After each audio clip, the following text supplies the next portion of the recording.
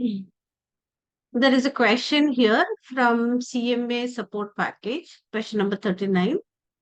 The question goes like this. According to recent focus sessions, Norton Corporation has a can't miss consumer product on its hands. Sales forecasts indicate either excellent or good results. So we see that the results could be either excellent or good, with Norton's sales manager assigning a probability of zero point 0.6 to good results. See, the sum total of all probabilities is always equal to 1. See, we have two categories. Either the result is excellent or the result is good. So if the result is good and the probability is assigned as zero point 0.6, so obviously we would see that for the excellent, probability will be 0.4. Zero point 0.4 and zero point 0.6 added together, it becomes 1. So that is what we understand. Then the company is now studying various sales compensation plans for the product and has determined the following contribution margin data. The contribution margins are given, and the data that is given is if sales are excellent. Under the category of excellent, if plan 1 is adopted, the contribution margin is $300,000. If plan 2 is adopted, it is $370,000. Similarly, for if sales are good and plan 1 is adopted, it is 240,000, and plan 2 is adopted, it is 180,000. Done. On the basis of this information, which of the following statements is correct? See, we have four options given, and then the options talk about plan 2 should be adopted because it is $10,000 more attractive than plan 1, or plan 1 should be adopted because it is attractive than plan 2. Plan 1 should be adopted. Either plan should be adopted. So something about plans. Which plan should be adopted? So then how are we to actually answer the question? The data that is given to us is under the categories of when sales are excellent, under that plan 1, plan 2.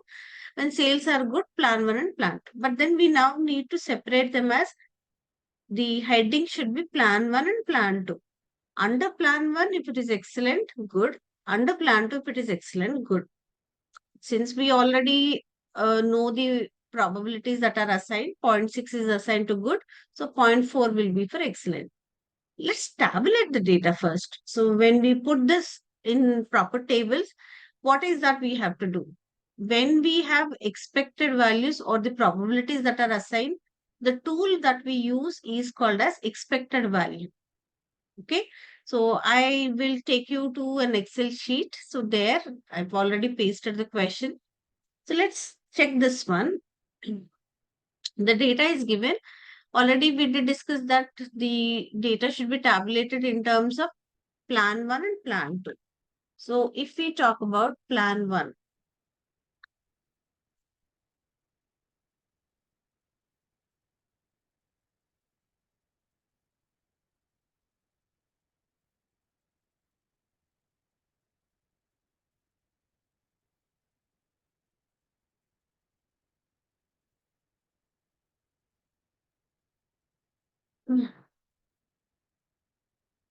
so if we, I didn't just increase the font for you to understand it better. So under plan 1, see under plan 1, sales being excellent and sales being good.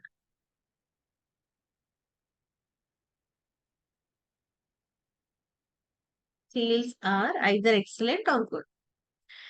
Now, then we also see that the contribution margin is given. Contribution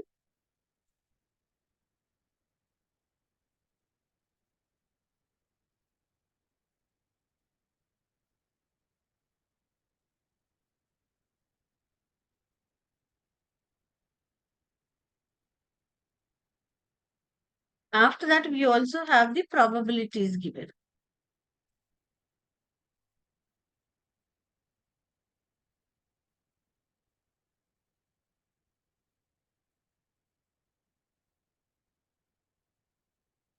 While tabulating the data, when plan 1 is adopted and the sales are excellent, the contribution margin is 300,000. Next, when sales are good, plan 1 is adopted, contribution margin is 240,000. Okay. Then the probability that is assigned to good results is 0.4. So we see that it is 0.4, and then this automatically becomes, sorry, this is 0.6 and the other one would be 0.4. How do we calculate expected value? Expected value we wanted for plan 1. Expected value is contribution margin into probability. So we'll just multiply these two variables, 300,000 into 0.4. Similarly, for the next one, it is 240,000 into 0.6. Add them up, and then we would have this expected value of plan 1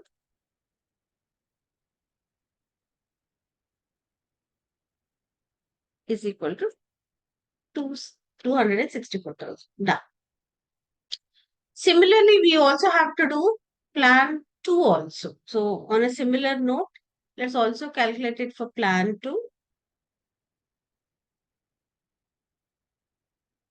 The contribution margin for plan 2 when sales are excellent is 370,000. Next, we have when sales are good and plan 2 is adopted, it is 180,000. So now we see that expected value of plan 2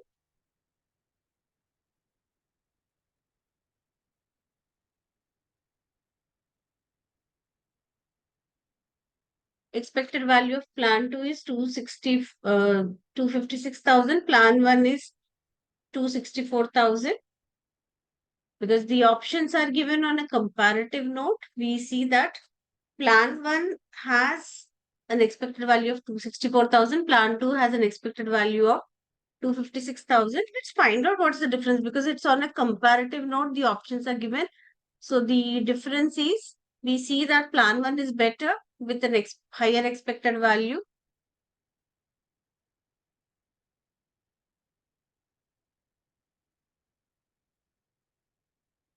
So we see how much is the difference. Difference is 8,000. The difference between plan 1 and plan 2 is 8,000. Plan 1 is better off than plan 2. So option, we see that option B is the right answer. Plan 1 should be adopted because it is 8,000 more attractive than plan 2.